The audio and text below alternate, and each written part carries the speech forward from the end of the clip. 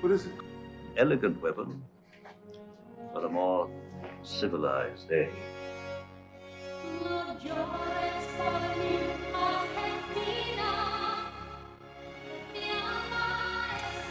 The introduction of smokeless gunpowder in the mid-1880s rendered the black powder military rifle of all the armies the world over obsolete.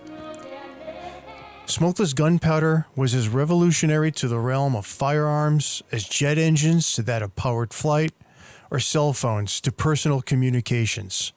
Smokeless gunpowder was a complete game changer. Suddenly, the industrial powers of the day were forced to reinvent the military rifle to take maximum advantage of the new propellants, resulting in some of the most interesting and finely crafted firearms ever produced on a mass production level.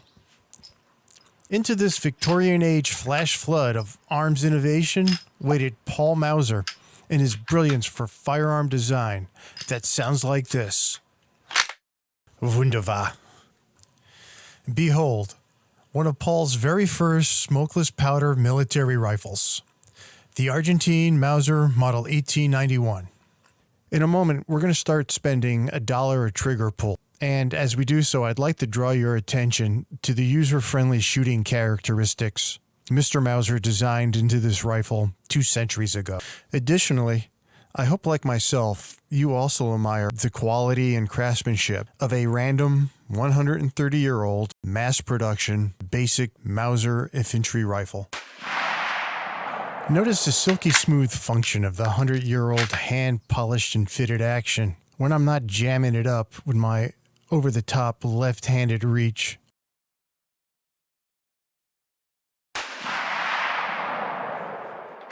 Effectively yet politely tossing spent casings in a neat little pile to the right, a function other rifles of the age never seemed to consistently master. In addition to the rifle, Mauser designed a 7.56mm cartridge to complement this rifle's action and 29-inch barrel. The result being a rifle that doesn't try to launch itself through your body and into the parking lot beyond when fired. When you pull the trigger on an 1891 Argentine Mauser, the beautiful European walnut stock gently pushes into your shoulder, like a cuddly kitten looking for a warm place to curl up for a nap. This, while sending a .30 caliber projectile downrange at a speed of about 2,100 feet per second to an effective range a little bit over 2,000 yards. Without going deep into the math, but noting what is important to remember,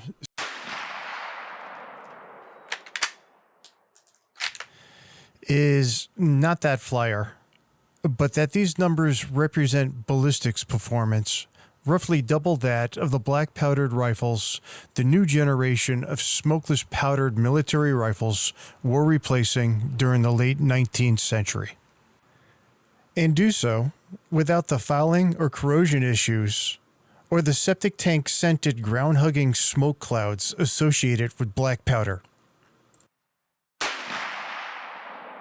This is a weapon from an age when infantry was expected to smite the enemy at distance, and do so without creasing or soiling their brilliantly colored and gold-trimmed uniforms.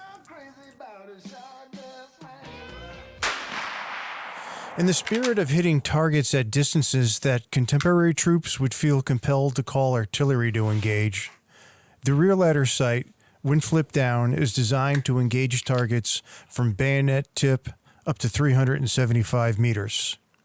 When flipped up, the lowest distance is at 400 meters with a max of 2,000 meters, which to people accustomed to using a civilized unit of measurements equals about 1.25 miles. Half the rounds fired at the 100-yard target were sight down, the other half leaf sight up at the lowest setting of 400 meters. All the rounds impacted 2 to 3 inches above the point of aim in a nice group for a 120-year-old battle rifle with a factory zero of 375 meters. Let's overlook the one flyer. The group is a bit right of center, which is user error. I tend to shoot a bit to the right. While I'm talking about the rear sight, I'd like to point out a feature that I believe is unique to the 1891 Argentine Mauser and not installed on its sister's rifles, the Belgium 1889 and the Turkish 1890. When the latter is flipped down and the crossbar with the V-notch is pushed all the way up to the 2,000 meter setting, the sight is locked down. Even if the spring mechanisms that allow the crossbar to slide up and down the ladder are depressed, the ladder will not raise. You have to depress the tabs, slide the crossbar down to less than 2,000 meters, and then the ladder could be raised. A nice feature that protects the sight from damage. It also allows the Argentinians to blend their passion of Mausers and the Tango without concern of a flip sight, snagging in an evening gown, or a rented tux.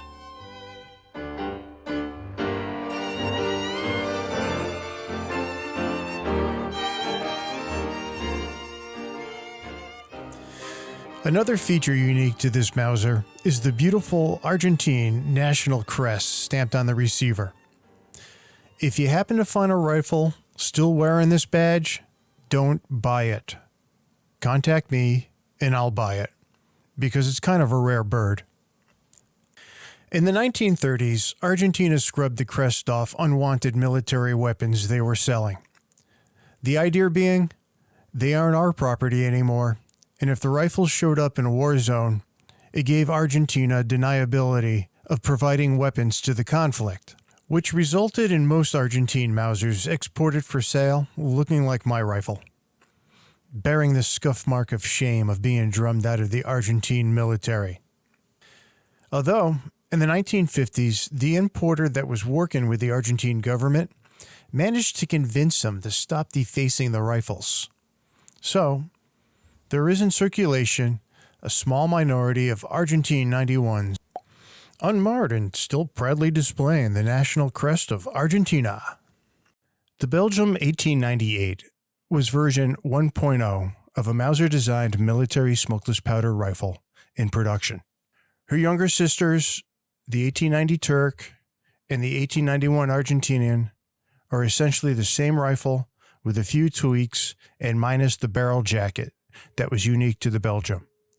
These were the three big production runs for this rifle design, with counts into the hundreds of thousands of units built.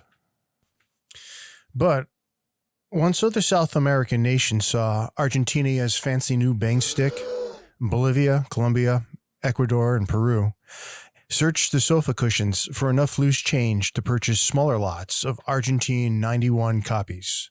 Now, these orders numbered in the low tens of thousands and are not very common in today's historical rifle shooting community. If you happen to own one of these lesser-known rifles, that's nice.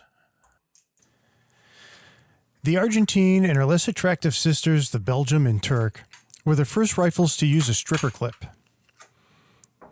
Now, Paul Mauser didn't invent the stripper. Huh? That glory goes to Mr. Farrington of Massachusetts. My invention is an improved holder of cartridges consisting of a metal strip of lateral grooves for holding a series of cartridges. But Paul was the first to work the stripper clip loading system into a rifle. In an 1892 edition, sandwiched between instructions on how to perform magic tricks, the Scientific American Journal marveled at the rifle recently adapted by Belgium, Turkey, and Argentina. Invented by Mr. Mauser, it has a fixed magazine which, although not absolutely fixed, it is not intended to be removed except for the purposes of cleaning. The cartridges are issued in a set of 5, held together by clips, but these clips do not go into the magazine and form no part of the equipment of the rifle. A considerable advantage of this arrangement is that the bottom of the magazine does not need to be left open for the clips to fall out when empty. In the Mauser system, the cartridges in their holder are placed directly over the mouth of the magazine, and by the pressure of the thumb are fed out of the holder into the magazine. The holder then falls away and ceases to be an element in the affair. These stripper clips that so impressed the Scientific American 130 years ago are, today, tougher to find than a clear photograph of Bigfoot.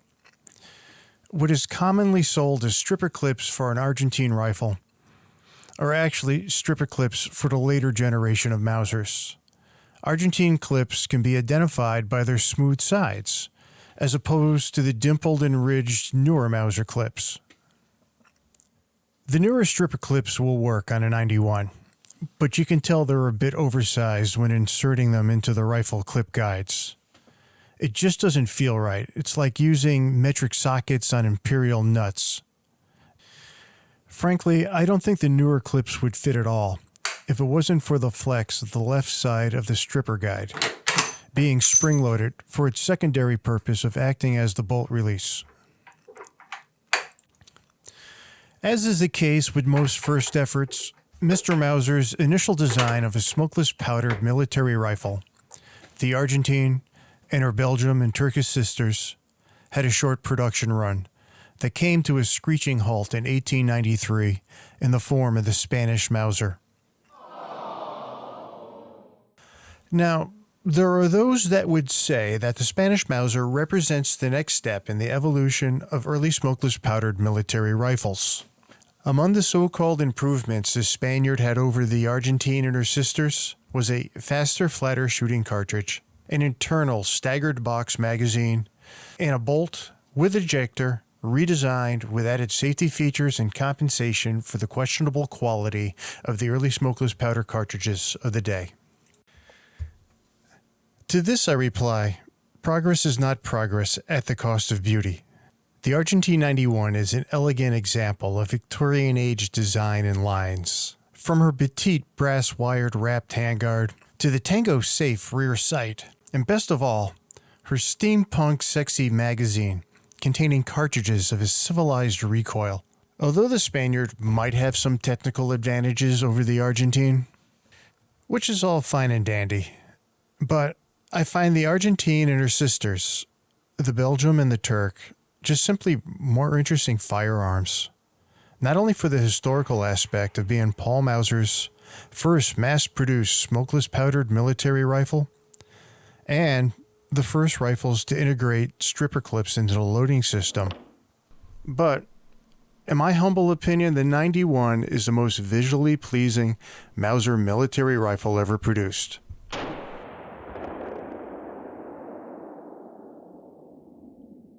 Yeah, I know. Beauty is pretty low on the checklist of requirements when designing a weapon of war.